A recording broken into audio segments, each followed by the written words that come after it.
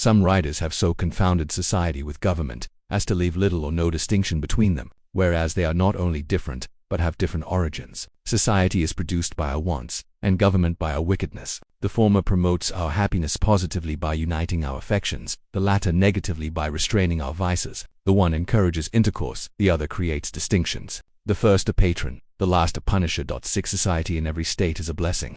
But government, even in its best state, is but a necessary evil, in its worst state an intolerable one. For when we suffer, or are exposed to the same miseries by a government, which we might expect in a country without government, our calamity is heightened by reflecting that we furnish the means by which we suffer. Government, like dress, is the badge of lost innocence. The palaces of kings are built on the ruins of the bowers of paradise. For were the impulses of conscience clear, uniform, and irresistibly obeyed, man would need no other lawgiver. But that not being the case, he finds it necessary to surrender up a part of his property to furnish means for the protection of the rest. And this he is induced to do by the same prudence which in every other case advises him out of 2 evils to choose the least. Wherefore, security being the true design and end of government, it unanswerably follows that whatever form thereof appears most likely to ensure it to us, with the least expense and greatest benefit, is preferable to all others. 7 In order to gain a clear and just idea of the design and end of government, let us suppose a small number of persons settled in some sequestered part of the earth, unconnected with the rest. They will then represent the first peopling of any country, or of the world. In this state of natural liberty, society will be their first thought. 1,000 motives will excite them thereto. The strength of one man is so unequal to his wants, and his mind so unfitted for perpetual solitude, that he is soon obliged to seek assistance and relief of another, who in his turn requires the same. 4 or 5 united would be able to raise a tolerable dwelling in the midst of a wilderness. But one man might labor out of the common period of life without accomplishing anything. When he had felled his timber he could not remove it, nor erect it after it was removed. Hunger in the meantime would urge him from his work, and every different want call him a different way. Disease, nay, even misfortune would be death. For though neither might be mortal, yet either would disable him from living, and reduce him to a state in which he might rather be said to perish than to die.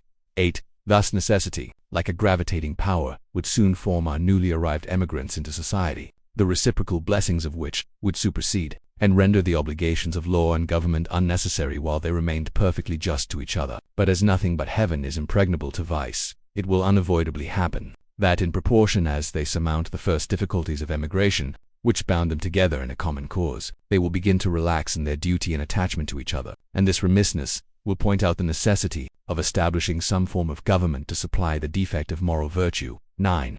Some convenient tree will afford them a state house, under the branches of which the whole colony may assemble to deliberate on public matters. It is more than probable that their first laws will have the title only of regulations, and be enforced by no other penalty than public disesteem. In this first parliament, every man, by natural right, will have a seat. 10. But as the colony increases, the public concerns will increase likewise, and the distance at which the members may be separated will render it too inconvenient for all of them to meet on every occasion as at first, when their number was small, their habitations near, and the public concerns few and trifling. This will point out the convenience of their consenting to leave the legislative part to be managed by a select number, chosen from the whole body, who are supposed to have the same concerns at stake which those who appointed them, and who will act in the same manner as the whole body would act were they present. If the colony continue increasing, it will become necessary to augment the number of the representatives, and that the interest of every part of the colony may be attended to, it will be found best to divide the whole into convenient parts, each part sending its proper number, and that the elected might never form to themselves an interest separate from the electors. Prudence will point out the propriety of having elections often, because as the elected might by that means return and mix again with the general body of the electors in a few months, their fidelity to the public will be secured by the prudent reflection of not making a rod for themselves. And as this frequent interchange will establish a common interest with every part of the community, they will mutually and naturally support each other, and on this, not on the unmeaning name of king, depends the strength of government, and the happiness of the governed. 11. Here then is the origin and rise of government, namely, a mode rendered necessary by the inability of moral virtue to govern the world. Here too is the design and end of government, viz., freedom and security. And however our eyes may be dazzled with show, or our ears deceived by sound, however prejudice may warp our wills, or interest darken our understanding, the simple voice of nature and of reason will say, it is right. 12. I draw my idea of the form of government from a principle in nature, which no art can overturn, viz., that the more simple anything is, the less liable it is to be disordered, and the easier repaired when disordered. And with this maxim in view, I offer a few remarks on the so much boasted Constitution of England, that it was noble for the dark and slavish times in which it was erected. is granted. When the world was overrun with tyranny, the least removed therefrom was a glorious rescue. But that it is imperfect, subject to convulsions, and incapable of producing what it seems to promise, is easily demonstrated. 13. Absolute governance, though the disgrace of human nature have this advantage with them, that they are simple. If the people suffer, they know the head from which their suffering springs, know likewise the remedy, and are not bewildered by a variety of causes and cures. But the constitution of England is so exceedingly complex, that the nation may suffer for years together without being able to discover in which part the fault lies.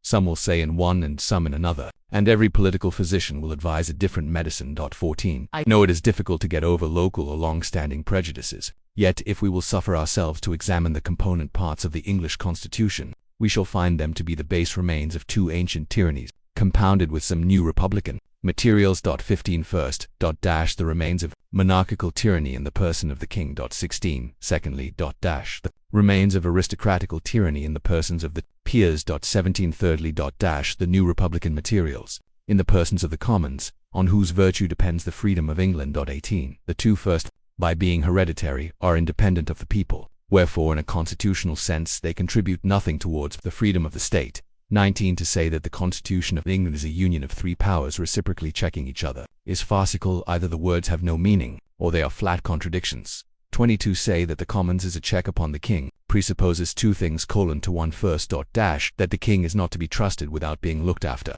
or, in other words, that a thirst for absolute power is the natural disease of monarchy. 2. To secondly, that the Commons, by being appointed for that purpose, are either wiser or more worthy of confidence than the crown. 23. But as the same constitution which gives the commons a power to check the king by withholding the supplies, gives afterwards the king a power to check the commons, by empowering him to reject their other bills, it again supposes that the king is wiser than those whom it has already supposed to be wiser than him. A mere absurdity. 24. There is something exceedingly ridiculous in the composition of monarchy. It first excludes a man from the means of information, yet empowers him to act in cases where the highest judgment is required. The state of a king shuts him from the world, yet the business of a king requires him to know it thoroughly. Wherefore the different parts, by unnaturally opposing and destroying each other, prove the whole character to be absurd and useless. 25. Some writers have explained the English constitution thus: the king, say they, is one, the people another. The peers are an house in behalf of the king, the commons in behalf of the people.